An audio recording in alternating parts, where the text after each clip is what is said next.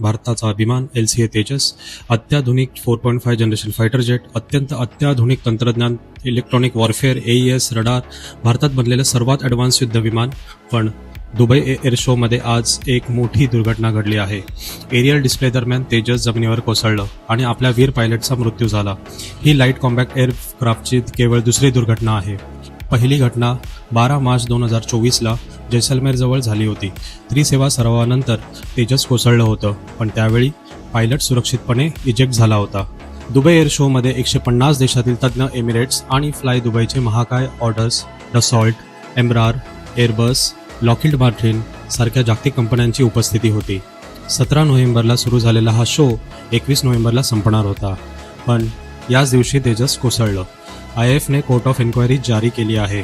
भारतासाठी हा मोठा धक्का आहे, पण आपल्या पायलटला राष्ट्राचा सलाम. जय हिंद.